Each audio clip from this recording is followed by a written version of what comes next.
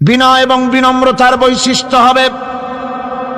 তার কারণ হচ্ছে ঈমান আনার পরে সে জানতে পেরেছে আল্লাহ রাব্বুল আলামিনের কর্তৃত্ব থেকে বেরিয়ে আসার ক্ষমতা কারো নাই। অহংকার করে যাব কোথায়, আস্ফালন করে যাব কোথায়? আল্লাহর রাজত্বের বাইরে, আল্লাহর ক্ষমতার বাইরে যাওয়ার ক্ষমতা তো কারোই নাই। সুতরাং অহংকার তার মধ্যে জায়গা পাবে না। আল্লাহ পাক দুনিয়ার সমস্ত মানুষের জিনকে পরিষ্কার করে বলেছেন, ইয়া মাশারাল জিন্নি ওয়াল ইনস ইন ইসতাতাতুম আন তানফুযু মিন আকতারিস সামাওয়াতি ওয়াল আরদ ফানফুযু লা তানফুযুনা ইল্লা বিসুলতান। হে পৃথিবীর মানুষেরা আর জেনেরা, যদি সম্ভব হয় আমার আকাশের নিচের থেকে জমিনের উপর থেকে বেরিয়ে যা। লা তানফু, বেরিয়ে যেতে পারবে না। আমি আকাশ এবং জমিন থেকে যদি সম্ভব করতে পারো বেরিয়ে যা। আর যদি কোনো আকাশ থাকে তার নিচে যা, আর যদি কোনো জমিন থাকে তার উপরে যাও। এমন দেশ যদি পাও যেখানে আমার আলো ছাড়া কোনো আলো আছে, আমার বাতাস ছাড়া কোনো বাতাস আছে, আমার চাঁদ সূর্য ছাড়া কোনো চাঁদ সূর্য আছে, যাও সেখানে। আল্লাহ রাব্বুল আলামিন বলেন নাই এরকম যাওয়ার কোনো উপায় নাই। আমি আল্লাহ রাব্বুল আলামিন আকাশ আর জমিন দিয়ে প্যাকেট করে রেখেছি, আটকায় রেখেছি। আমার রাজত্ব থেকে, আমার ক্ষমতা থেকে, আমার কর্তৃত্ব থেকে বেরিয়ে যাওয়ার ক্ষমতা কোনো মানুষের নাই, কোনো জিনের নাই, কোনো প্রাণীর নাই। সুবহানাল্লাহ বিহামদিহি। মানুষ হচ্ছে অহংকার কিসের হবে? তোমরা হচ্ছ ফকির। আল্লাহ পাক বলছেন ওয়াল্লাহুল গনিয়্যু ওয়া আনতুমুল ফুকারা। আল্লাহ হচ্ছেন গনি। আল্লাহ কি? গনি, বেনিয়াজ, বেপরোয়া। ফাআলুল লিমা ইউরিদ, যা খুশি তাই করে, কারো মুখাপেক্ষী তিনি নন। কোরআনে কারীমে রব্বুল আলামিন বলেছেন, নবী আপনি আমার ব্যাপারে, আমার গুণাবলীর ব্যাপারে বলুন। কুল হুয়াল্লাহ, ও আমার নবী আপনি বলুন আল্লাহ পাক এক এবং একক, তিনি নিরঙ্কুশ, তিনি বেনিয়াজ, তিনি কারো মুখাপেক্ষী নন, তিনি কাউকে জন্ম দেন নাই, তাকেও কেউ জন্ম দেয়নি। আকাশ এবং জমিনে আল্লাহর সমকক্ষ কেউ নাই। তোমরা হচ্ছ ফকির আর আমি আল্লাহ হচ্ছে বেনিয়াজ। লিল্লাহি মা ফিস সামাওয়াতি ওয়া মা ফিল আরদ, আকাশে যা আছে জমিনে যা আছে সব আল্লাহর। সব কার? আল্লাহ পাকের। সুতরাং কিসের অহংকার, কিসের মাতবাড়ি? মানুষ পেছনের কথা ভুলে যায়, মুঠেই চিন্তা করে না। একটু আগে যারা ক্ষমতায় ছিল আজকে তারা ক্ষমতা হারা, আজকে যারা ক্ষমতায় এলো তারা আবার ক্ষমতা মসনদে বসে দুনিয়ার সব বিপদ আপদ ভুলে যায়। কি করে আরো বেশি লুটপাট করা যায়, আরো বেশি মানুষকে শোষণ করা যায়, মানুষ এই চিন্তাই করে। অহংকারে, ক্ষমতার দর্পে ফেটে পড়ে, চিন্তা করে না পেছনের কথা। আল্লাহ রাব্বুল আলামিন বলেন, যারা নাকি মুমিন বান্দাদের বিনয় এবং বিনম্রতা তাদের মধ্যে সৃষ্টি হয়ে যাবে, তার কারণ হলো আল্লাহ পাক বলেছেন ওয়ালা তামশি ফিল আরদি মারহান ইন্নাকা লান তাখরিকাল আরদা ওয়া লান তাবলুগাল জিবালা তুলা। ওয়ালা তামশি ফিল আরদি মারহান, আমার জমিনের উপরে অহংকার করে পা ফেলো না। তুমি কি পারবে অহংকার করে আমার জমিনটাকে ফাটাই দিতে? কি বলেন, পারা যাবে? অহংকার করে জমিনের উপরে লাথি মারেন জোরে, জমিন ফাটবে? ফাটবে না, আপনার পা ছিঁড়ে যাবে।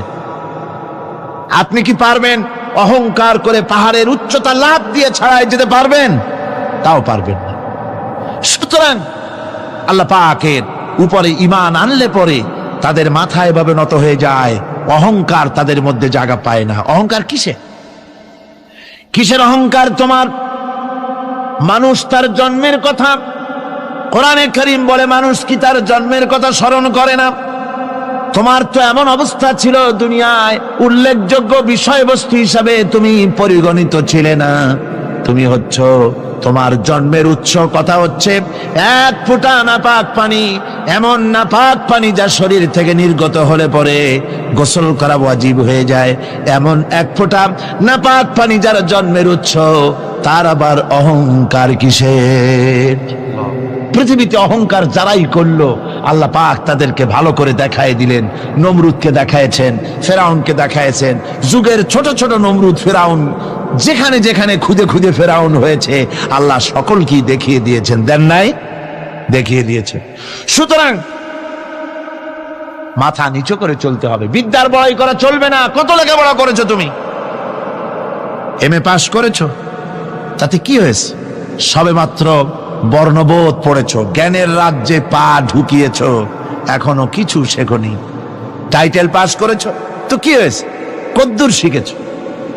নিউটনের মতো মানুষ মৃত্যুর সময় বললেন, জ্ঞান সমুদ্রের বেলাভূমিতে দাঁড়িয়ে সামান্য বালু কণা নিয়ে নাড়াচাড়া করলাম, অথই সমুদ্রের কিছুই দেখতে পারলাম না। শেখ সাদী রহমতুল্লাহ আলাইহি ইন্তেকালের সময় বলেছেন, মালুম শোধ কি হিচ মালুম না শোধ, সারা জীবন সাধনা করে বুঝিলাম ইহা যে কিছুই বুঝিলাম না।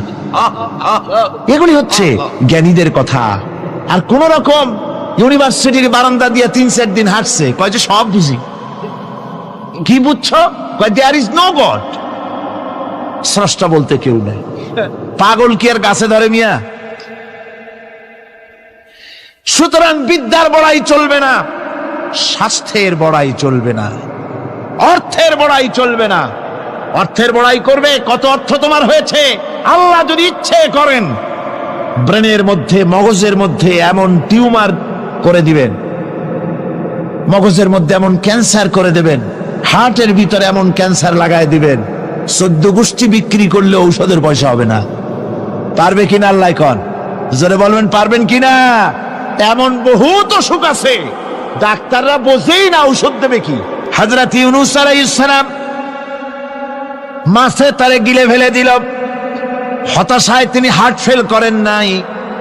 মাছের পেটের মধ্যে যদি কেউ চলে যায়, বেরিয়ে যাওয়ার জন্য কোনো ব্যাকডোর আছে নাকি কন? পালাবার কোন রাস্তা আছে? মাছের পেটের জানালা দরজা আছে কিছু? কিছুই নেই।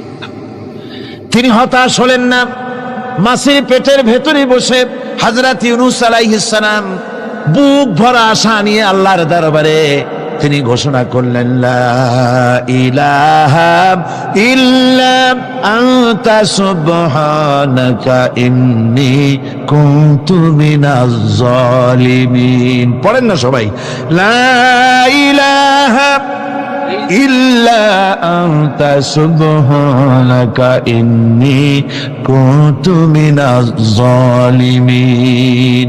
হযরত ইউনূস আলাইহিস সালাম বললেন, আল্লাহ তুমি ছাড়া কোনো ইলাহ নাই, তোমার পবিত্রতা ঘোষণা করছি, আমি জালিমদের অন্তর্ভুক্ত হয়ে গেছি। তিনি যখন চিল্লাচ্ছিলেন, মাছির পেটের ভিতরে বসে যখন কাতরুক্তি করতেছিলেন, আল্লাহ বুঝি তখন শোনেন নাই সে কথা? কি বলেন? আল্লাহ বুঝি তখন তন্দ্রায় বা নিদ্রায় ছিলেন না? আল্লাহ পাক কি ঘুমান? তন্দ্রায় যান? লা তাখুযুহু সিনাতুন ওয়ালা নাওম। আল্লাহ রাব্বুল আলামিন বলেন, কোন তন্দ্রা বা নিদ্রা আল্লাহ রাব্বুল আলামিনকে স্পর্শ করে না। হযরত ইউনূস আলাইহিস সালাম যখন মাছের পেটের ভিতরে বসে চিৎকার মারলেন, আল্লাহ পাক বলেন, ইউনূস রে, তোমার ওই ডাক কেউ শোনে নাই, দুনিয়ার কোন রাজা বাদশাহ শোনে নাই, দুনিয়ার কোন বন্ধু বান্ধব তোমার শোনে নাই, কিন্তু আমি তোমার আরশের মালিক, আমি রব্বুল আলামিন শুনেছি। শুধু শুনি নাই, সঙ্গে সঙ্গে জবাব দিয়ে দিয়েছি। ফাস্তাজাবনা লাহু ওয়া নাজ্জাইনাহু মিনাল গাম্মি। পড়েন, ফাস্তাজাবনা লাহু ওয়া নাজ্জাইনাহু মিনাল গাম্মি ওয়া কাযালিকা নুজিল মুমিনিন। আল্লাহ পাক বলেন, আমি জবাব দিলাম। মাছের পেটের ভিতরে বেদনা শুরু হয়ে গেল, মাছ আর তলদেশে শুয়ে থাকতে পারলো না, সাঁতরাতে পারলো না, মাছ ভেসে উঠল উপরে। পেটের যন্ত্রণায় মাছ কিনারায় চলে এসে বমি করে দিতে পারলে যেন বাঁচি, এই অবস্থা মাছের হলো। কিনারায় চলে এলো, বমি করে ইউনূস আলাইহিস সালামকে ফেলে দিল, মাছও বাঁচলো, ইউনূস আলাইহিস সালামও বাঁচলো। আল্লাহ রাব্বুল আলামিন বলেন, মুমিনেরা শোনো, শুধু ইউনূসকে নয়, ওয়া কাযালিকা নুজিল মুমিনিন, এইভাবে করে মুমিন বান্দারা যদি আমাকে ডাকে, আমার কাছে যদি হাত ফাইলায়, আমি আল্লাহ রব্বুল আলামিন মুমিনদের এভাবে বিপদ মুক্ত করে দেই। আল্লাহ পাক বিপদ মুক্ত করে দেন। ওয়া ইয়াত্তাকিল্লাহা ইয়াজআল লাহু মাখরাজা, আল্লাহকে যে ভয় করে আল্লাহ তার জন্য রাস্তা খুলে দেন। জোরে কোন সুবহানাল্লাহ। আল্লাহ পাক বলেন, বান্দা যখন আমাকে ডাকে, আমি বান্দার একদম নিকটে, তার ঘাড়ের চাইতেও নিকটে। ওয়া নাহানু আকরাবু ইলাইহি মিন হাবলিল ওয়ারিদ, আমি আমার বান্দার সারা যে রগের উপরে তার মাথা, এর থেকেও আমি আমার বান্দার বেশি নিকটে। সুবহানাল্লাহ পড়ে। আমি তোমার কাছে, আমার কাছে মাপ চাও, যত বড় গুনাহ হোক। ওয়া ক্বালা রাব্বুকুম উদউনি আস্তাজিব লাকুম, তোমার প্রভু তোমাকে ডেকে বলেছে, আমাকে ডাকো, আমি মাফ করে দেবো। সুবহানাল্লাহ। কত বড় কথা, আমাকে ডাকো, নিরাশ হয়েও না, হতাশ হয়েও না। আল্লাহর গজব বেশি না রহমত বেশি? আল্লাহর রহমত বেশি। হাদিসে কুদসির ভিতরে এসেছে, আল্লাহ পাক বলেছেন, কোন বান্দা যদি আমার দিকে এক বিগত অগ্রসর হয়, আমার রহমত তার দিকে এক হাত এগিয়ে যায়। কোন বান্দা যদি আমার দিকে হেঁটে আসে, আমার রহমত তার দিকে দৌড়ে যায়। বান্দা যখন আল্লাহর দরবারে দুহাত উঁচু করে চোখের পানি ফেলে দেয়, মুসলিম শরীফের হাদিসের ভিতরে এসেছে, গভীর রাত্রে, রাতের তৃতীয় অংশে আল্লাহ রাব্বুল আলামিন প্রথম আকাশে আসেন আর ডেকে বলেন, পৃথিবীতে আছো নাকি কেউ গুনাহ করে জীবন বরবাদ করে দিয়েছো, আমার কাছে মাপ চাও। ঋণগ্রস্ত আছো, অসুস্থ আছো, অপমানিত আছো, কে আছো মাজলুম, আমাকে ডাকো, আমার কাছে বলো, আমি ডাকের সাড়া দেব, জীবনের আশা পূরণ করে দেব। ওই সময় যেই সমস্ত লোকেরা কাঁদে তাহাজ্জুদের নামাজ পড়ে, আল্লাহ জিজ্ঞেস করেন ফেরেশতারা, অমুক অমুক দেশ অমুক অমুক বান্দারা কাঁদে কেন? ফেরেশতারা বলে, রব্বুল আলামিন তুমি তো ভালো করে জানো। আল্লাহ বলেন, জানি, তবুও তোমাদের মুখে শুনতে চাই। তারা বলে, রব্বুল আলামিন তোমার এই বান্দা গুনাহ করেছি, গুনার জন্য মাফ চায়, জাহান্নাম থেকে বাঁচতে চায়। আল্লাহ পাক বলেন, ফেরেশতারা আমার এই বান্দারা আমারে দেখেছে নাকি? বলে দেখে নাই। বলে আমার দোজখ দেখেছে নাকি? বলে না, তাও দেখে নাই। আমার বেহেশত দেখেছে নাকি? বলে না, তাও দেখে নাই।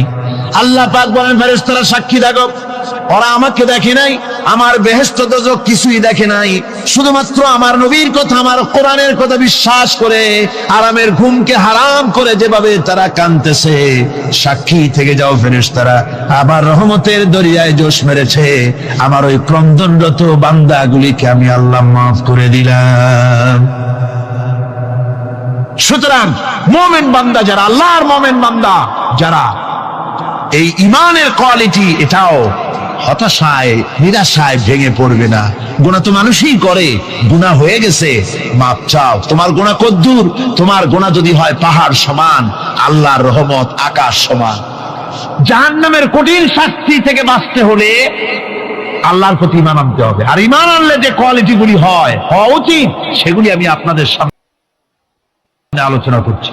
এরপর আরেকটি কোয়ালিটি হবে মুমিনের, তা হলো কঠোর কঠিন বিপদে অবিচল থাকবে, বিপদে ভেঙে পড়বে না। বিপদ আপদ, শত্রুতা, ক্ষয় ক্ষতি যা কিছু হয় সবই আল্লাহর পক্ষ থেকে, এটা মেনে নিতে হবে এবং ধৈর্য ধারণ করতে হবে। বিপদ মুসিবত শুধু উম্মতের জন্য নয়, দুনিয়ার সমস্ত নবীদের বিপদ এসেছে, হয় নাই? নবীদের বিপদ আসে নাই? কোরআনে কারীম থেকে শুনুন, আল্লাহ রাব্বুল আলামিন বলেন, ওয়া কাযালিকা জাআলনা লিকুল্লি নাবিয়্যিন আদুওয়াম মিনাল মুজরিমিন। আল্লাহ পাক বলেন, এমনি করে আমি সকল নবীদের শত্রু বানিয়ে দিয়েছি, সব পাপিষ্ঠ আর অপরাধ প্রবণ লোকদেরকে। প্রত্যেক যুগে নবীদের শত্রু ছিল, প্রত্যেক যুগে নবীদের কি ছিল? শত্রু ছিল। সে শত্রু কারা ছিল? আল্লাহ পাক বলছেন, নবীদের শত্রু ছিল পাপিষ্ঠ আর অপরাধ প্রবণ লোক, এরাই ছিল নবীদের দুশমন। রাসূলগণের অবস্থা যদি এই হয়, তাহলে তার উম্মত, ওই দিনের ধারক বাহক যারা, তাদের বুঝি বিপদ আপদ হবে না নাকি? হবে কিনা? তো ইসলামের বিরোধিতা যারা করে, কোরআনের পরিভাষায় বলা হয়েছে ইসলামের দুশমন, নবীদের দুশমন। দুনিয়ার সব পাপিষ্ঠ আর অপরাধ প্রবণ লোকেরাই ইসলামের দুশমন হয়, নবীদের দুশমন হয়। আজও দেখেন, আজও তাকিয়ে দেখেন, ইসলামী আন্দোলনের বিরোধিতা যারা করে তারা পাপিষ্ঠ চরিত্রের কিনা তাকায় দেখেন, খুঁজে দেখেন, সর্বত্র খুঁজে দেখুন, খুঁজে দেখুন।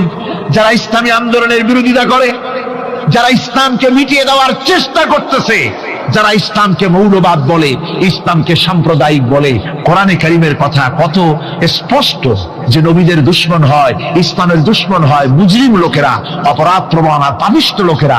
আজও আমরা দেখতে পাই এই শ্রেণীর লোকেরা পাপিষ্ঠ এবং সবচাইতে সমাজের নিকৃষ্ট ধরনের চরিত্রহীন লোক। নামাজ নাই।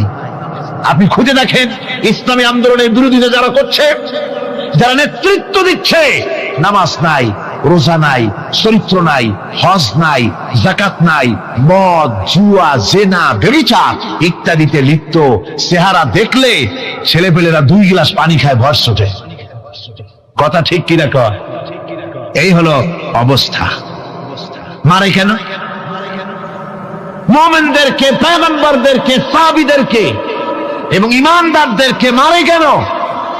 তার কারণ হচ্ছে আল্লাহ রাব্বুল আলামিন বলেছেন, ওয়া মা নাকামু মিনহুম ইল্লা আইয়ুমিনু বিল্লাহিল আজিজিল হামিদ। কাফিররা ঈমানদার লোকদেরকে অন্য কোন অপরাধী নির্যাতন চালায় না, নির্যাতন চালায় শুধু এই কারণে যেহেতু মুমিন লোকেরা পরাক্রমশালী, আল্লাহ রাব্বুল আলামিনের দ্বীনকে কায়েম করতে চায়, তার উপরে ঈমান এনেছে, এই কারণেই তারা মারে। ঠিক কিনা কর? যুগে যুগে নবীদের উপরে, সাহাবীদের উপরে যে অত্যাচার হয়েছে, সেই অত্যাচার এই কারণেই হয়েছে, অন্য কোনো কারণে নয়। এই কঠিন বিপদে অবিচলতা এবং ধৈর্যের দৃষ্টান্ত নবীগণ পেশ করেছেন পৃথিবীর বুকে। আমরা দেখেছি ইব্রাহিম আলাইহিস সালামকে আগুনে ফালানো হয়েছে, আছে না কোরআন শরীফে?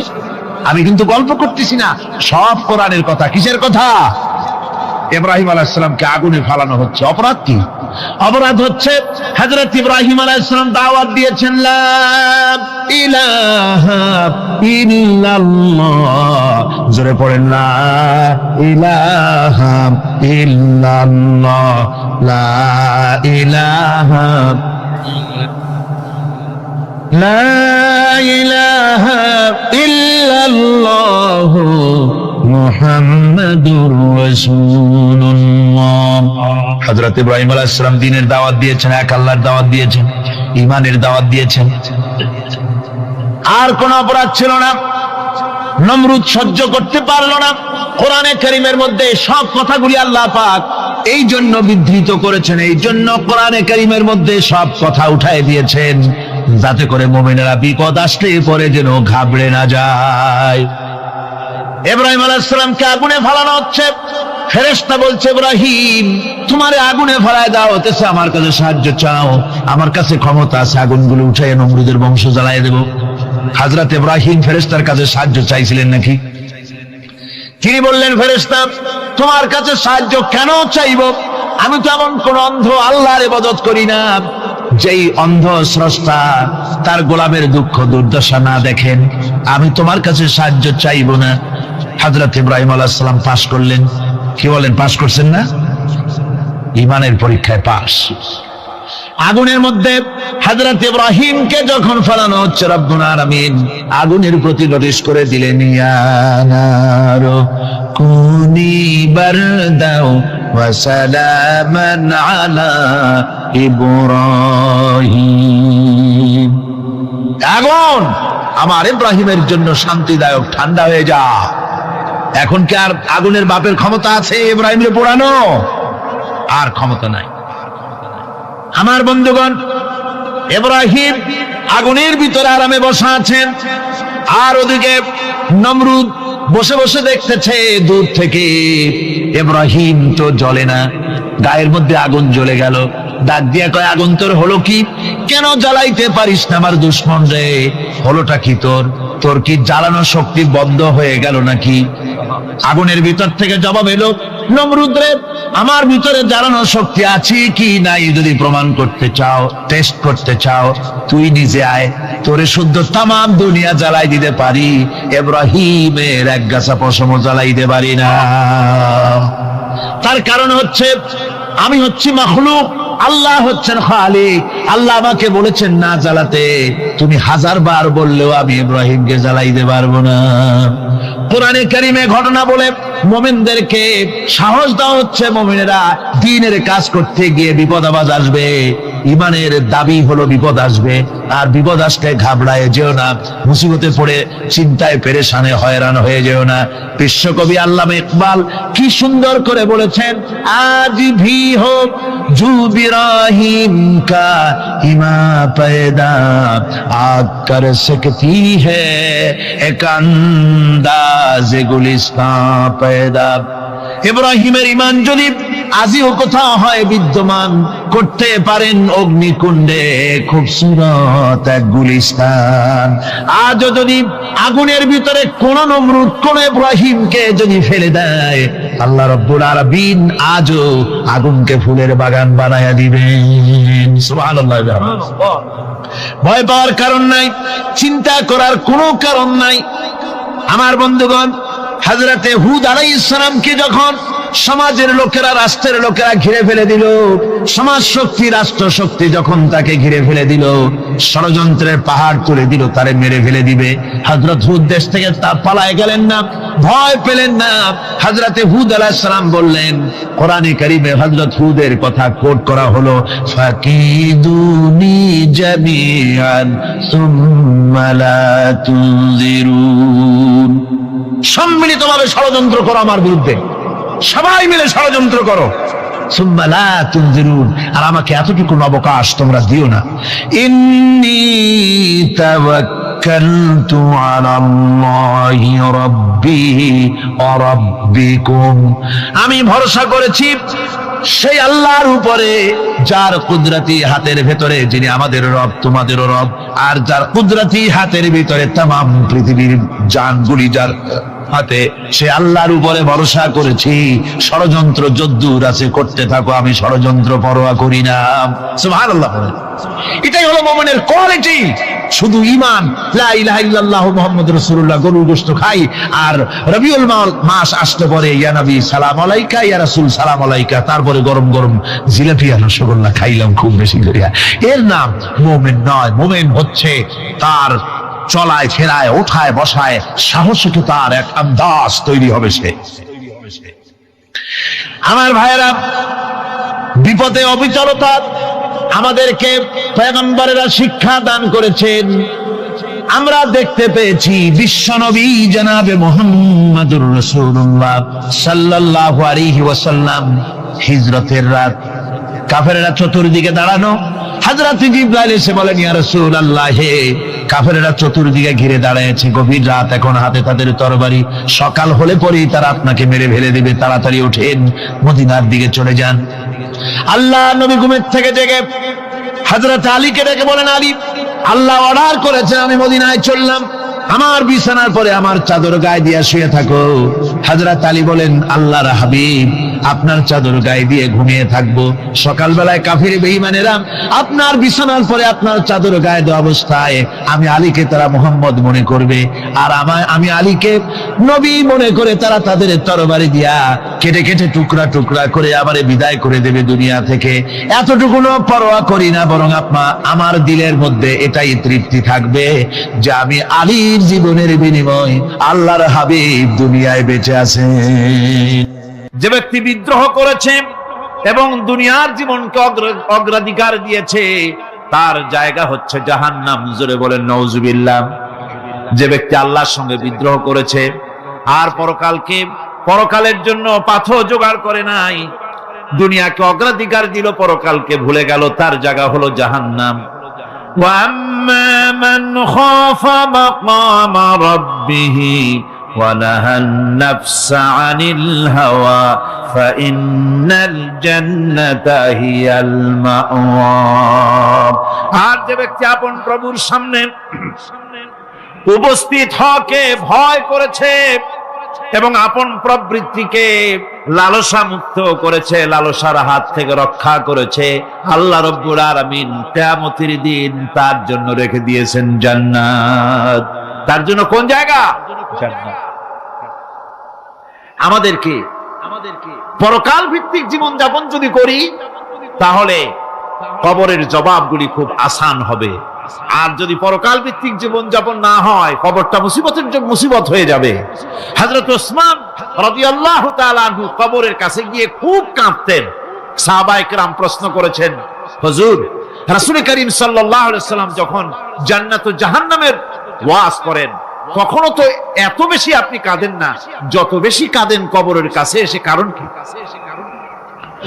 হযরত ওসমান রাদিয়াল্লাহু তাআলা আনহু বলতেন, আমার সাথীরা, আমি আমার হাবিবের কাছে, আল্লাহ রাব্বুল আলামিনের রাসূলের কাছে আমি শুনেছি এই কবরটাই হলো প্রথম স্টেশন, এই কবরটাই হলো প্রথম ইমিগ্রেশন কাউন্টার। এই জায়গায় যদি কেউ ধরা পড়ে যায়, কারো যদি চার্জশিট হয়ে যায়, সব জায়গায় ধরা পড়ে যাবে, হাসরে মিজানে সিরাতে কোনো জায়গায় নাজাত পাবে না। আর এই কবরটা যদি কেউ মুক্তি পেয়ে যায়, মিজান সিরাত হাসর সব জায়গা থেকে আল্লাহ তারে ভালোভাবে পার করে দিবেন। এটা হলো আসল জায়গা, মারাত্মক জায়গা, খুব মারাত্মক জায়গা। আমি এটাকে ইমিগ্রেশন কাউন্টার বলেছি আমার ভাষায়। ইমিগ্রেশন কাউন্টার যারা বিদেশ ভ্রমণ করেছেন তারা জানেন। লন্ডন যাবেন, আমেরিকা যাবেন, সৌদি আরব যাবেন, যে কোনো বিদেশে যাবেন, গেলেই পাসপোর্ট তারা দেখবে। পাসপোর্টে আপনার ন্যাশনালিটি কোনটা সেটাই তারা জানতে চাইবে। আপনি কোন দল করেন এটা তারা জানতে চাইবে না। আপনি কোন ভাষায় কথা বলেন তাও তাদের জানার দরকার নেই। প্রথমেই তারা আপনার ন্যাশনালিটি দেখবে, আপনার আইডেন্টিটি কি তারা জানতে চাইবে। তারপরে যদি স্যাটিসফ্যাক্টরি হয় আপনাকে ভিসা দিয়ে ভেতরে ঢোকবার ব্যবস্থা করে দেবে। আর যদি তারা স্যাটিসফাইড না হয় তাহলে আপনাকে মেহমানখানায় ঢুকানো হবে গ্রেফতার করে। কবর হচ্ছে এ ধরনের একটি ইমিগ্রেশন কাউন্টার।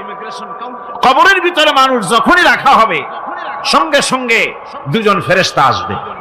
কবরের কাছে যারা এসেছিল দাফন হয়ে যাওয়ার পর এই লোকগুলি 40 কদম যেতে যতক্ষণ লাগে এর মধ্যেই দুজন ফেরেশতা এসে যাবে, এসে জিজ্ঞেস করবে, মান রব্বুকা, তুমি কোন দল করতে?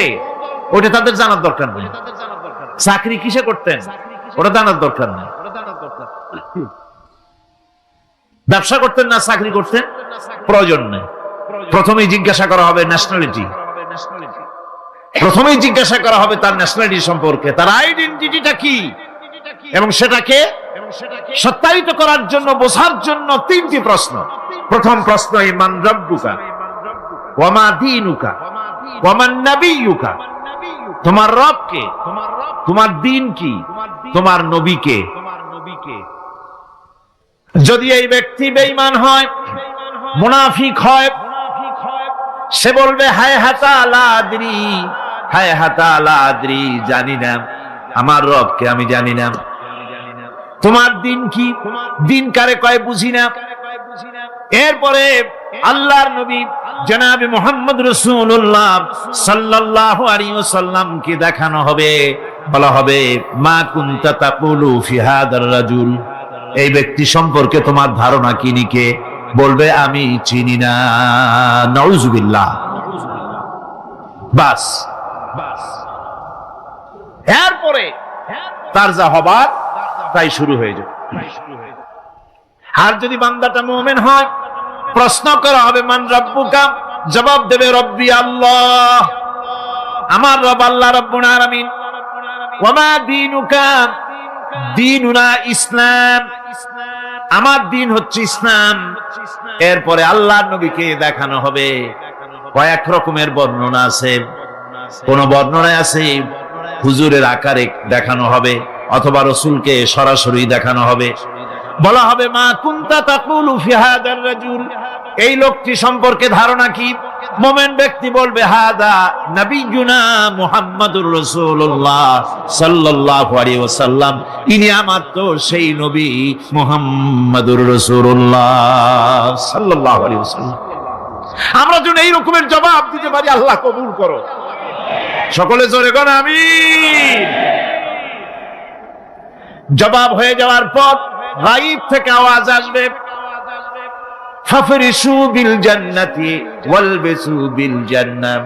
ও আমার ফেরেশতারা, আমার এই বান্দাকে জান্নাতের পোশাক পরাইয়া দাও আর কবরটাকে জান্নাতের বিছানা বিছাইয়া দাও। জান্নাতের পোশাক পরায় দাও, জান্নাতের বিছানা বিছাইয়া দাও। ইলা মাদ্দা বাসারিহি, তার চোখের দৃষ্টি যতদূর যায় কবরটা ততটা প্রশস্ত করে দাও।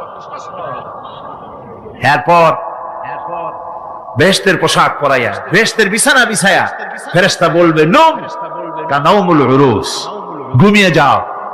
দুলামিয়া যেমন বাসর সজ্জায় নতুন বউ নিয়ে আরামে ঘুমায়, এরকম আরামে ঘুমায় যাও। ইলা ইয়াউমিল কিয়ামা, কিয়ামত পর্যন্ত ঘুমায় থাকবে, হারামে ঘুমিয়ে থাকবে। এরপরে সিংগায় ফুৎকার হবে, সিংগার ফুৎকারের আওয়াজে তার ঘুম ভেঙে যাবে।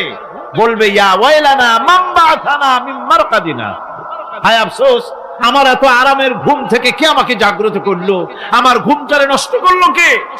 আওয়াজ আসবে, হাদা মা ওয়াদার রহমান ওয়া সাদাকাল মুরসালুন, এটা হচ্ছে রহমানের সেই ওয়াদা, আর মুরসালিনরা নবীরা সত্য কথাই বলেছিলেন, সেই কিয়ামত অনুষ্ঠিত হচ্ছে। আমার বন্ধুগণ, সেজন্য এই দুনিয়ার মোহে পড়ে থাকলে পরে দুনিয়ায় যারা অগ্রাধিকার দিবে দুনিয়াকে পরকালের তুলনায়, জবাব দিতে পারবে না কবরের ভিতরে গিয়া। আর যারা পরকালকে অগ্রাধিকার দিবে, দুনিয়ার চাইতে পরকালকে বেশি অগ্রাধিকার দেবে, আর আল্লাহর ভয় কলিজার ভিতরে রাখবে, কবরের জবাব সঠিকভাবে দিতে পারবে, কিয়ামতের দিন আল্লাহ রাব্বুল আলামিন তাদের জন্য জান্নাত দান করবেন। জোরে বলেন আমিন। দুনিয়াটা হচ্ছে দুনিয়া যেখানে আমরা আছি। আমি আগেই বলেছি, দুনিয়া হচ্ছে আদনা শব্দ থেকে এর উৎপত্তি হয়েছে। তুচ্ছ, নিকৃষ্ট, এটার দাম নাই, এটার মূল্য নাই।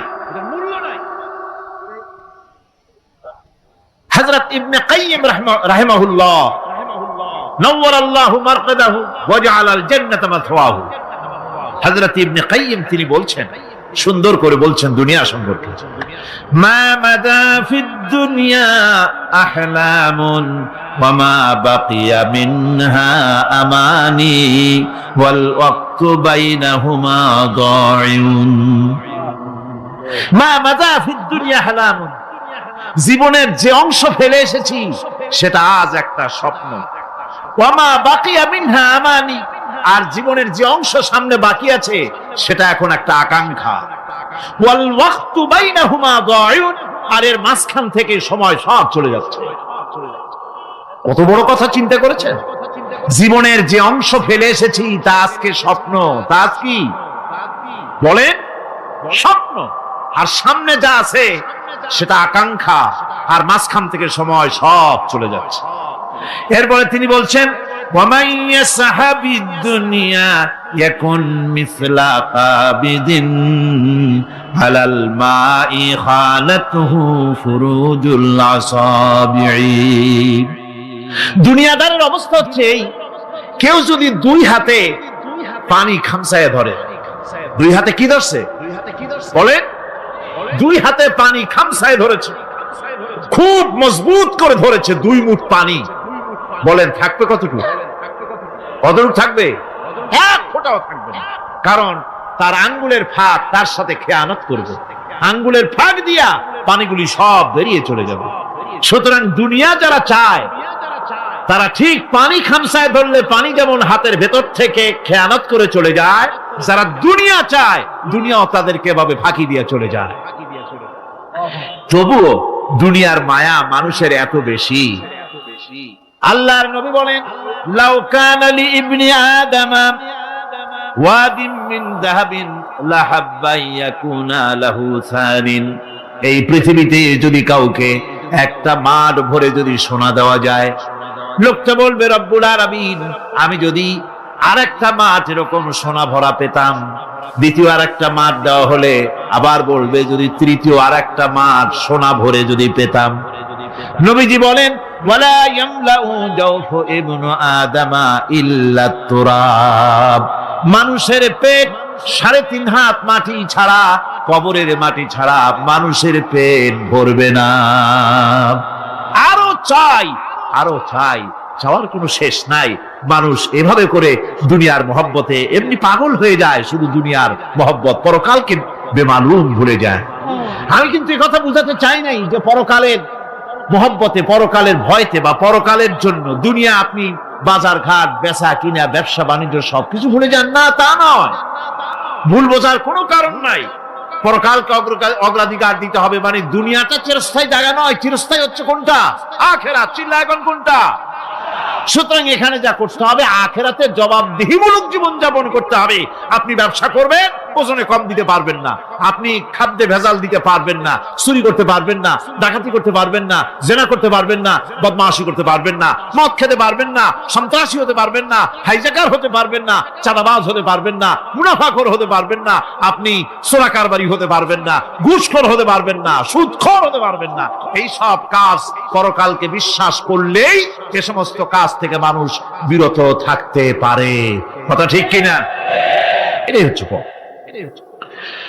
সুতরাং এই পৃথিবী থাকবে না, এটা কি চিরকাল থাকবে? না, এর একটা পরিসমাপ্তি ঘটবে।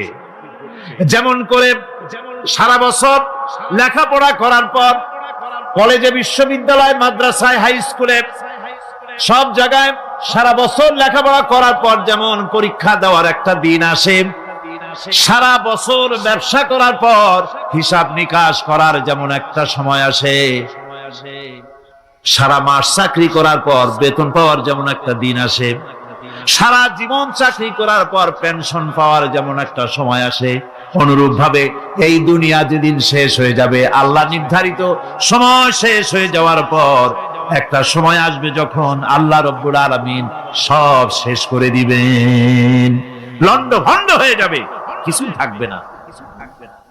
কোরআনে কারিমে আল্লাহ সব বলেছেন, কোরআনে সব আল্লাহ বলে দিয়েছেন। আল্লাহ পাক বলেন এই পৃথিবীর সব কেমন ভাবে ধ্বংস হবে তার চিত্র আল্লাহ পাক কোরআনে কারিমে তুলে ধরেছেন। ইদাস সামাউ ফাতারাত ওয়া ইদাল কাওয়াকিবু তাসারাত ওয়া ইদাল বিহারু ফুজ্জিরাত ওয়া ইদাল কুবুরু বু'সিরাত। যখন আকাশসমূহ দীর্ঘ বিদীর্ণ হয়ে যাবে, তারকাগুলি বিক্ষিপ্ত হয়ে ছিটকে পড়বে, আর সমুদ্রগুলি উচ্ছ্বসিত হয়ে পড়বে, কবরগুলি সব তার ভেতরে যা আছে উদ্গীরণ করে দেবে, তারকাগুলি স্থিমিত হয়ে যাবে। এরপরে সমস্ত আকাশগুলি সিজিল্লিল কুতুব, কিতাবের পৃষ্ঠার মতো একটার পরে একটা ঠাস ঠাস করে পড়তে থাকবে, চূর্ণ বিচূর্ণ হয়ে ভেঙে চুরে একাকার হয়ে যাবে। পাহাড়গুলিকে উড়িয়ে দেওয়া হবে, চন্দ্র এবং সূর্য একাকার হয়ে যাবে। আল্লাহ রাব্বুল আলামিন বলেন ফাইদা বারিকাল বাসার ওয়া খাসাফাল কমার ওয়া জুমিআশ শামসু ওয়াল কমার। চক্ষু যখন বিস্ফারিত হয়ে যাবে, চাঁদ যখন তার আলো হারিয়ে ফেলবে, সূর্য যখন তার আলো হারিয়ে ফেলবে, চাঁদ আর সূর্য সব একাকার হয়ে যাবে, সেই সময়ের অবস্থাটা কি চিন্তা করো। মানুষ হয়রান হয়ে দৌড়াদৌড়ি করবে। ওয়াহুমিলাতিল আরদু ওয়াল জিবালু ফাদুক্কাতা দাক্কাতান ওয়াহিদা। জমিন এবং পাহাড়গুলির মধ্যে আল্লাহ রাব্বুল আলামিন সংঘর্ষ বাঁধিয়ে দিবেন, পাহাড়গুলি ভেঙে চুরে টুকরা টুকরা হয়ে যাবে, পাহাড়গুলি উঁচু করে জমিনের উপরে আছাড় মেরে আল্লাহ রাব্বুল আলামিন ভেঙে চুরে চুরমার করে দিবেন। সুবহানাল্লাহ। ওয়া তাকুনুল জিবালু কালইনিল মানফুস, পাহাড়গুলো পেঁজা ধোনা তুলার মতো করে উড়িয়ে দেওয়া হবে, পাহাড় উড়ে যাবে। সুবহানাল্লাহ। পাহাড় পাথরের তৈরি করা পাহাড়, এই পাহাড়গুলি তুলার মতো হয়ে উড়বে কিভাবে? আমি এই দৃশ্য নিজের চোখে কিছুটা হলেও দেখছি। আজ থেকে 10 দিন আগে আমি ইতালি সফর করে এসেছি। ইতালির রাজধানী রোম। রোম প্রাচীন সভ্যতার লালন ভূমি। কোরআনে কারিমে সূরায়ে রোম রয়েছে, এই রোম সেই রোম।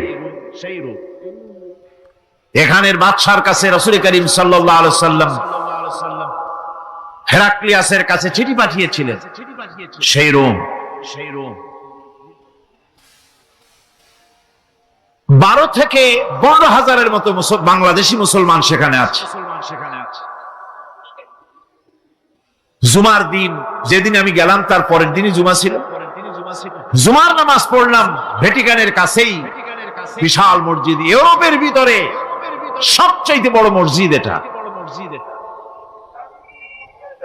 রোম ইসলামের দুশমনদের রাজধানী। সেখানে যখন আযান হচ্ছে আশহাদু আন্না মুহাম্মাদার রাসূলুল্লাহ, আমার অনুভূতির কথা আপনাদেরকে বোঝাতে পারবো না, কি অনুভূতির সৃষ্টি হয়েছে আমার ভেতরে। ভ্যাটিকানের পোপ এক পাশে, কিছু দূরেই ভ্যাটিকান। ওটা হচ্ছে গোটা পৃথিবীর সমস্ত খ্রিস্টানদের কাবা, ভ্যাটিকান। তার পাশেই বিশাল মসজিদ, সেখানে নামাজ পড়লাম। চিন্তার ভেতরে আসলো আল্লাহ রাব্বুল আলামিন তার হাবিবের নাম, তার তাওহীদ, তার রিসালাতকে কিভাবে বিশ্বময় ছড়িয়ে দিলেন। আবু জাহেল চাইছিল মুহাম্মদ সাল্লাল্লাহু আলাইহি ওয়াসাল্লামকে স্তব্ধ করে দেবে মক্কার জীবনেই। কত বদনাম, সাহের, কাহেন, কাযযাব, শায়ের, নাউযুবিল্লাহি মিন যালিক, কত গালাগালি করলো। আর আল্লাহ শোনালেন, হাবিব চিন্তার কোনো কারণ নাই, ওয়া রাফা'না লাকা যিকরাক, আমি আপনার প্রশংসা বিশ্বময় ছড়িয়ে দেব। সুবহানাল্লাহি ওয়া বিহামদিহি। রোম প্রোগ্রাম শেষ করে আমাকে তারা নিয়ে গেল, যেটা আমি বলছি সফর কাহিনী শোনাবার সময়টা না, যেহেতু এর সঙ্গে প্রাসঙ্গিক সেজন্য বলছি। পাহাড় কেমনে তুলার মতো হয়ে উঠবে তার নজির দেখেছি। রোম শহর থেকে 300 মাইল দূরে, 300 কিলোমিটার দূরে নেপোলিয়ান বোনাপার্ট তার বাড়ি, এবং ওটা তার নামে একটা প্রভিন্স। ভূমধ্য সাগরের পারে ভিসুভিয়াস, পৃথিবীর সবচাইতে বড় আগ্নেয়গিরি, সেটা দেখাতে নিয়ে যাওয়া হলো আমাকে। যে পাহাড়টা পৃথিবীর মাটি থেকে তার চূড়া হচ্ছে 3 মাইল উঁচু। এর 2 মাইল গাড়িতে করে ঘুরে ঘুরে যাওয়া যায়, এরপর আর গাড়িতে যাওয়া যায় না, বাকিটুকুন যেতে হবে হেঁটে হেঁটে। পাহাড়ের উপরে অক্সিজেন কম, বেশ কষ্ট হচ্ছিল উঠতে। জীবনে প্রথম পাহাড়ে চড়েছি, জাবালে নূর, রাসূল করিম সাল্লাল্লাহু আলাইহি সাল্লামের উপরে যেখানে ওহী হয়েছিল সর্বপ্রথম। পাহাড় চড়ার একটা অভিজ্ঞতা ওখান থেকে আমার কিছুটা হয়েছিল। খুব কষ্ট হলো বাকি 1 মাইল উঠতে।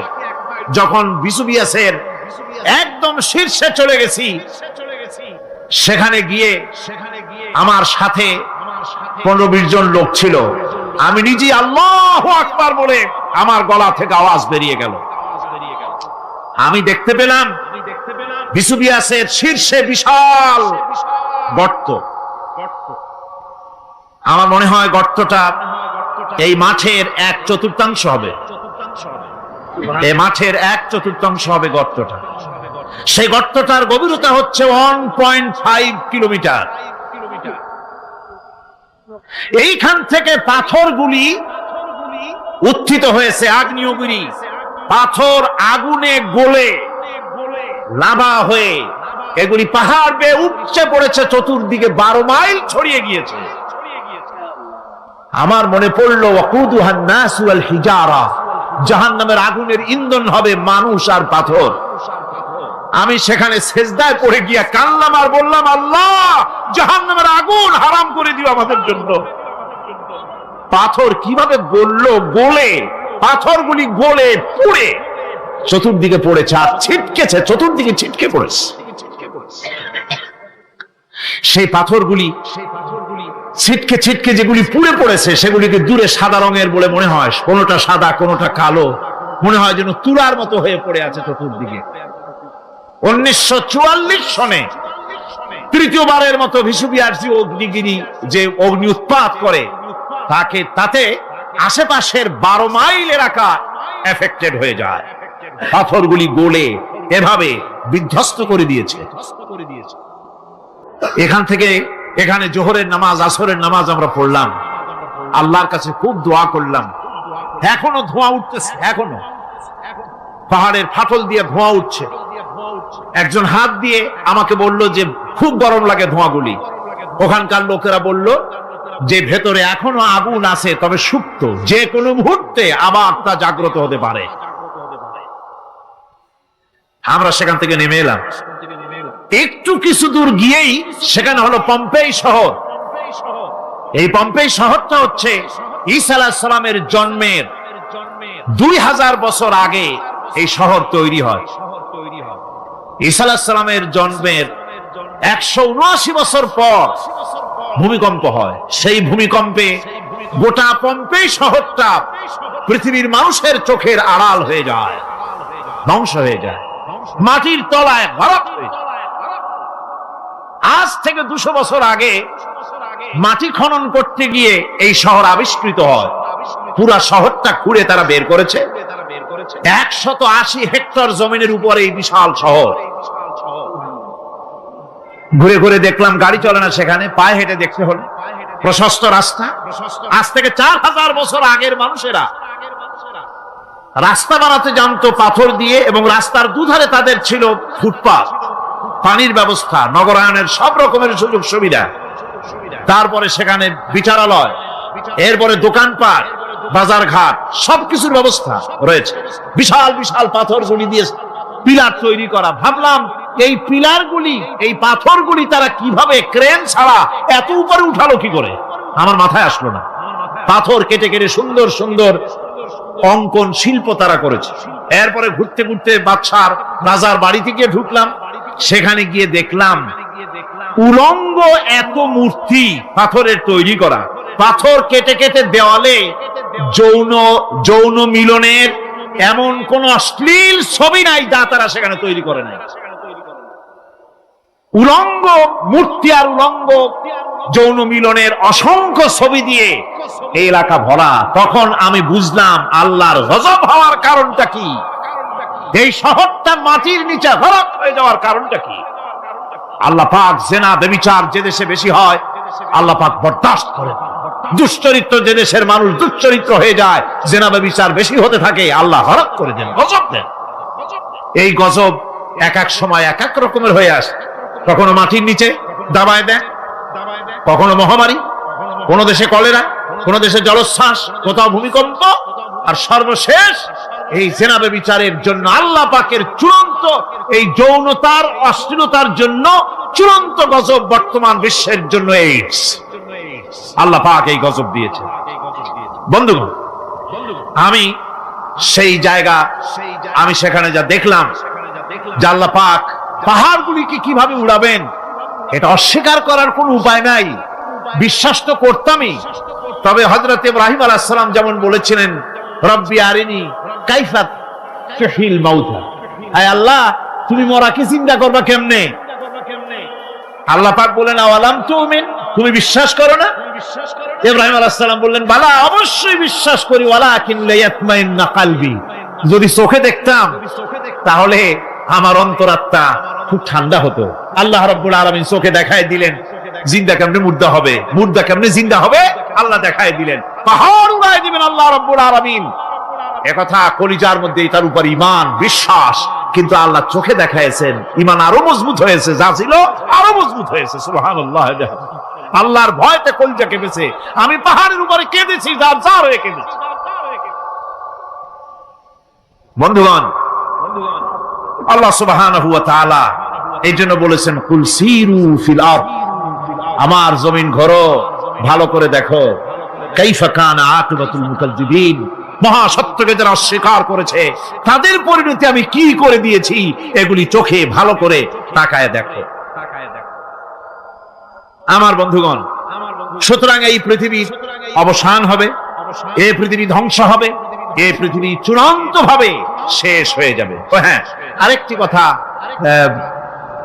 বলতে হয়, সেটা হচ্ছে যে এই রোম থেকে আরেকটু দূরে 900 মাইল দূরে হচ্ছে সিসিলি, 900 মাইল দূরে। সেখানে সেই সিসিলি মুসলমানেরা শাসন করেছিল 350 বছর। সেই সিসিলিতে রয়েছে 360টা মসজিদ মুসলমানদের করা। সমস্ত মসজিদগুলি আজ তালা বন্ধ, একটা মসজিদও খোলা নাই। সেখানকার মুসলমানেরা ওয়াজ শুনতে এসেছিল রোমে। আমি তাদের জন্য পরামর্শ দিয়েছি যে গভর্নমেন্টের কাছে তোমরা দাবি জানাও যে অন্তত একটা মসজিদের দরজা আমাদের জন্য খুলে দাও। রোমের অবস্থানরত প্রবাসী বাংলাদেশি মুসলমানেরা আমাকে বলেছে, তাদের অনেকের বাড়ি চট্টগ্রামেও আছে, আমাকে বলেছে তাদের চোখে পানি আসছে বলার সময় যে চিরাময়ের তাফসীর মাহফিল যখন আসে কলজাটা কাঁদতে থাকে যাওয়ার জন্য। তো যাওয়া তো সম্ভব না এত দূর থেকে, আমাদের সালাম বলে দিবেন যত লোক আসবে, আর আমাদের জন্য দোয়া করতে বলবেন যেন এই রোমের ভিতরে আমরা ইসলামের আদর্শের ভিত্তিতে আমরা যেন চলতে পারি। আপনারা দোয়া করুন তাদের জন্য। ভাইরা আমার, এই পৃথিবী একদিন পরিসমাপ্তি ঘটবে এবং আল্লাহর দরবারে আমাদেরকে উঠতে হবে এবং সেখানে আমাদের বিচার হবে। সেখানে আমাদের কি হবে? বিচার হবে। আল্লাহ পাক বিচারটাকে নির্ভুল করার জন্য, সঠিক করার জন্য প্রত্যেকের গলায় আমলনামা ঝুলায় রাখছে। এখানে রেকর্ডের ব্যবস্থা করা হয়েছে। আল্লাহ পাক বলছেন ওয়া কুল্লা ইনসানিন আলজামনাহু তাইরাহু ফি উনুকিহি ওয়া নুখরিজু লাহু ইয়াওমাল কিয়ামাতি কিতাবান ইয়ালকাহু মানশুরা। আল্লাহ পাক বলেন প্রত্যেকের ভালো মন্দ কর্মফল, কর্মলিপি আমি তার গলায় ঝুলায় রেখেছি। কিয়ামতের দিন সে নিজের কাছে স্পষ্ট সব দেখতে পারবে, কোনো জিনিস বাদ পড়বে না। তার গলায় তার আমলনামা ঝুলানো আছে, সব রেকর্ড হতেছে। আমরা যা করছি সবগুলি রেকর্ড হয়ে যাচ্ছে। বর্তমান বিজ্ঞানীরা আবিষ্কার করেছে যে মানুষের শরীরের ভিতরে ডিএনএ আছে, রক্তের ভিতরে ডিএনএ, এটা একটা কোডর। মানুষের রক্তের ভিতরে ডিএনএ আছে। যেমন তার ব্রেনের ভিতরে কতগুলি কোষ আছে, এক একটা কোষ এক এক ধরনের কাজ করে, অনুরূপ ভাবে তার শরীরের ভিতরে রক্তের ভিতরে ডিএনএ আছে। এই ডিএনএটা কি? এই ডিএনএটা হচ্ছে, এই ডিএনএ একটা কম্পিউটারের মতো কাজ করতেছে। লোকটা কি করবে, কোথায় যাবে, সে ভালো হবে মন্দ হবে কি হবে, সব তার ডিএনএ এর মধ্যে রেকর্ডকৃত আছে। এটা বোঝার জন্য একটা সুন্দর দৃষ্টান্ত দেওয়া যায়। যেমন এই কাগজটাকে আপনারা মনে করুন একটা গাড়ির একটা ব্লুপ্রিন্ট, একটা গাড়ির ব্লুপ্রিন্ট। এখানে লেখা আছে গাড়ি কিভাবে তৈরি হবে। এই কাগজটা নিয়ে ঘরের মধ্যে রেখে দিলেন। এখন এই কাগজটা থেকেই অটোমেটিক গাড়ির উইন্ডো তৈরি হলো, শিল তৈরি হলো, গাড়ির বডি তৈরি হলো, চেসিস তৈরি হলো, টায়ার তৈরি হলো, ইঞ্জিন তৈরি হলো, ব্যাটারি তৈরি হলো, পেট্রোল নিল, আর কোন রকমের ড্রাইভার ছাড়াই গাড়ি চলতে আরম্ভ করলো। এই কথাটা যদি মনের মাথার মধ্যে আনতে পারেন যে এটা কিভাবে হইতে পারে, এতে লেখা অনুযায়ী যেভাবে হওয়া যদি সম্ভব হয়, অনুরূপ ভাবে মানুষের রক্তের ভিতরে ডিএনএ এর আবিষ্কার করেছে। এর ভিতরে মানুষের ভালো মন্দ, কোথায় যাবে কি করবে, সবকিছু এর মধ্যে রয়েছে। কোরআনে কারীমে আল্লাহ রাব্বুল আলামিন, আমি গত বছরও বলছিলাম যে বিজ্ঞানের আবিষ্কার যত বাড়বে কোরআন বোঝা মানুষের জন্য তত সহজ হবে। কোন সুবহানাল্লাহ। কোরআন বোঝা মানুষের জন্য তত সহজ হবে। সুতরাং মানুষের গলার সাথে আল্লাহ পাক বলছেন যে একটা আমলনামা আমি ঝুলাই দিয়েছি তার গলার সাথে। সে যা করতেছে ওখানে সব লিপিবদ্ধ হচ্ছে, কম্পিউটারাইজড, কম্পিউটারের মতো এগুলি সব গ্রহণ করতেছে। এগুলি কিয়ামতের দিন তার সামনে হাজির করা হবে। কিয়ামতে যখন আমলনামা তার সামনে দিয়ে বলা হবে ইকরা কিতাবাকা কাফা বিনাফসিকাল ইয়াওমা আলাইকা হাসিবা, তাকে বলা হবে নিজের কর্মলিপি নিজেই পড়ো, আজ তুমি তোমার নিজের হিসাব নিতে যথেষ্ট। বন্ধুগণ, এই মাহফিলে যত লোক আমরা বসে আছি, আমরা আমাদের হিসাব নিতে যথেষ্ট না আরেকজন লাগবে? কোন আমরা যথেষ্ট কিনা? কথা বোঝেন নাই? আমি বলতে চেয়েছি এটা, আমরা যদি এখন চোখ বুঝে চিন্তা করি যে পিছনের জীবনে কি করেছি, মনে পড়বে নাকি পড়বে না? বলেন সবাই, পড়বে কি পড়বে না? ছোটবেলায় কবে পায়ের নিচে কাঁটা ফুটেছিল, কবে কোথায় আছাড় খেয়েছিলেন, কবে কার বেল, তাল, আম, কাঁচা আম চুরি করে খেতে গিয়ে কিল খেয়েছিলেন, তারা খেয়েছিলেন, তাকে এখন মনে নাই? আছে। তাহলে কিল, ওই তাল বেল চুরি করতে গিয়ে যে কিলটা খাইছিলেন সেটাও মনে আছে, ভালো মন্দ সব মনে আছে। তাহলে কোন হোটেলের রুমে কি করছিলেন, কোন স্কুলে কোন কলেজে কি করছিলেন, তারপরে জীবনে ছোট বড় ঘটনাগুলি সব বুঝতে মনে পড়বে না? এবার হিসাব করেন, মনে যদি পড়ে এবার হিসাব করেন আপনি জান্নাতি না জাহান্নামী। আপনি আপনার নিজের হিসাব নেওয়ার জন্য যথেষ্ট। তাকে হিসাব করতে বলা হবে, তোমার হিসাব, তোমার নিজের হিসাব নেওয়ার জন্য তুমি যথেষ্ট, তোমার হিসাব তুমি নিজেই করো, এটা পড়ো। আর সেই কিয়ামতের দিন কোন সাহায্যকারী মিলবে না। লান তানফাকুম আরহামুকুম ওয়ালা আওলাদুকুম ইয়াউমাল কিয়ামাহ। লান তানফাকুম, কিয়ামতের দিন কোনো ফায়দা হবে না, অবশ্যই কোনো ফায়দা হবে না, কোনো উপকারে আসবে না। কিয়ামতের দিন তোমার সন্তান, তোমার স্ত্রী, তোমার মাল, তোমার সম্পদ কোন উপকারে আসবে না। কিয়ামতের ময়দানে সেদিন সব তোমার সাথে বিচ্ছা করবে, সব পালায় যাবে। সেখানে উৎকোষেরও কোনো কারবার নাই যে ঘুষ টুস দিয়া, ফেরেশতাদের কোন রকম বুঝবাজ দিয়া, আলাদা কোনো চোরাগলি পথ দিয়া একেবারে ফুট করে ভেসতে চলে যাবেন, এমন কোনো সুযোগ নাই। অনেকে বলে হুজুর এমন কিছু দোয়া শিখায় দেন যাতে ওই সব জেহাদ বোমা এগুলি খুব ভয় পাই, ওসব রাস্তা টাস্তা না, খুব সহজে কিছু দোয়া দুরূদ করিয়া আস্তে করে জান্নাতে চলে যাওয়া যায়, এরকম একটা দোয়া, এরকম একটা পথ বলে দেন। আমি বলি ভাই, এরকমের কোন চোরাগলি আমার রাসূল আবিষ্কার করতে পারেন নাই। আল্লাহর পয়গম্বরের ওই ধরনের পথ, কোন পথ আবিষ্কার করতে পারেন নাই। সেখানে কিয়ামতের দিন কাউকে উৎকোষ গ্রহণ করার কেউ নাই, উৎকোষ দেওয়া যাবে না। আর উৎকোষ দিবি নেবা কি, আপনার কাছে কিছু নাইও, থাকলেও নেওয়ার কেউ নাই। এই দুনিয়ায় ফাঁকিবাজি করে বহুত কিছু করা যায়, কিন্তু কিয়ামতের মাঠে এগুলি কিছুই চলবে না। আল-ইয়াওমা লা ইয়ানফা'ু মালুন ওয়ালা বানুন। কিয়ামতের দিন ধন, সন্তান, সন্ততি আর সম্পদ কোনো কাজে লাগবে না। সেদিন শুধু আমল, আমল যদি ভালো হয় কাজে লাগবে, আমল খারাপ হবে সব শেষ হয়ে যাবে। আল্লাহ রাব্বুল আলামিন নবীজিকে ডেকে বলেছেন, নবী আপনি বলেন, কুল মা কুনতু বিদআম মিনার রাসূল, আপনি বলুন আমি কোন নতুন রাসূল নই, আমার আগে অনেক নবী রাসূল পৃথিবীতে এসেছেন, তারা বিদায় হয়ে গেছেন। আমি জানি না কিয়ামতের দিন আল্লাহ রাব্বুল আলামিন আমার সাথে কি ব্যবহার করবেন, আর আমি এও জানি না যে কিয়ামতের দিন আল্লাহ পাক তোমাদের সাথে কি ব্যবহার করবেন। এই আয়াত নাযিল হওয়ার পর আল্লাহর হাবিব তার মেয়েকে ডাকলেন, জামাইকে ডাকলেন, নাতিদেরকে ডাকলেন, আহলে বাইতদেরকে ডাকলেন, আর বললেন, ও আমার মেয়ে, কলিজার টুকরা ফাতেমা গো শোনো, কেবলমাত্র আয়াত নাজিল হয়ে গেল, আল্লাহ পাক আমাকে শুনাইছেন কিয়ামতের দিন আমি জানি না আমার সঙ্গে কি ব্যবহার করা হবে, আর এও জানি না যে তোমাদের সাথে কি ব্যবহার করা হবে। ও আমার কলিজার টুকরা মেয়ে ফাতেমা, কিয়ামতের দিন মুহাম্মদ সাল্লাল্লাহু আলাইহি সাল্লামের মেয়ে, এই হিসাবে তোমার নাজাতের ফয়সালা হবে না।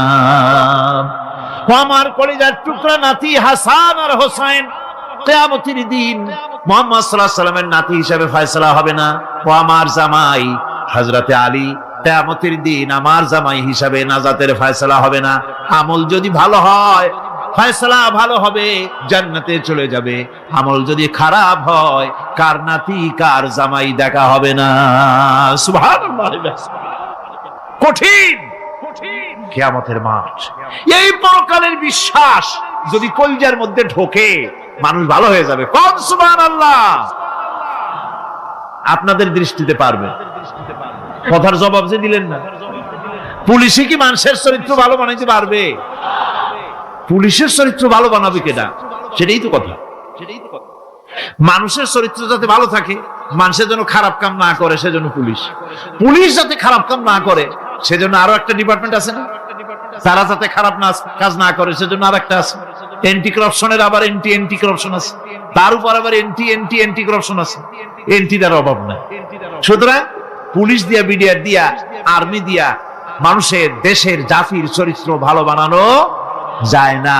রাসূলুল্লাহ এ দিয়ে বানান না, এটা ইসলামের নিয়ম নয়। পুলিশ দিয়া, আর্মি দিয়া দেশের মানুষের চরিত্র ভালো বানানো যায় না। চরিত্র ভালো বানানো যায় কেবলমাত্র পরকালের ভয় দিয়া। কি কিসের ভয় দিয়া? ওই যে মক্কার জীবনে ওই সমস্ত মানুষগুলি যারা চুরি করত, ডাকাতি করত, জেনা করত, বদমাশি করত, যারা শয়তানি করত, যারা মানুষকে খুন করত, এই মানুষগুলি এত ভালো হয়ে গেল, যারা চুরি ছেড়ে দিল, ডাকাতি ছেড়ে দিল, জেনা ব্যভিচার ছেড়ে দিল, এত ভালো হয়ে গেল, পৃথিবীর মধ্যে সেরা মানুষ তারা হয়ে গেলেন। জোরে বলেন সুবহানাল্লাহ। নবীর সাহাবীরা পৃথিবীর শ্রেষ্ঠ সন্তান, নবীর সাহাবীরা পৃথিবীর সেরা মানুষ, তাদের চাইতে সেরা মানুষ নবীদের পরে আর কেউ হতে পারে না। জোরে কোন সুবহানাল্লাহ। নবীর পরে পৃথিবীতে শ্রেষ্ঠ মানুষ কারা? সাহাবায়ে কেরাম রিদওয়ানুল্লাহি তাআলা আলাইহিম আজমাইন। ওনারা তো কুফরের মধ্যে ছিলেন, শিরকের মধ্যে ছিলেন, চুরি, ডাকাতি, জেনা, ব্যভিচার এমন কোন পাপ নাই যা করা হয়নি। তারপরে যখন আল্লাহর নবীর কাছ থেকে তাওহীদ, রিসালাত ও আখিরাতের দাওয়াত পেলেন, কি সোনার মানুষ এক একজন হয়ে গেলেন। সুবহানাল্লাহ। যারা ছিলেন নারীর সতীত্বের জম, তারা হয়ে গেলেন নারীর সতীত্বের পাহারাদার। যারা মানুষের মাল চুরি করত, ডাকাতি করত, তারা রাতভর মানুষের মালের পাহারা দিল, মানুষের রক্তের পাহারা দিল। সুবহানাল্লাহ বিহামদি। রক্ত সম্পদের পাহারা দিল। রাসূল বললেন, খায়রুল কুরুনে কারনি, সর্বশ্রেষ্ঠ যুগ তো আমার যুগ। বন্ধুগণ, এরপরে একটা জীবন আসবে, ওই কিয়ামতের ময়দানে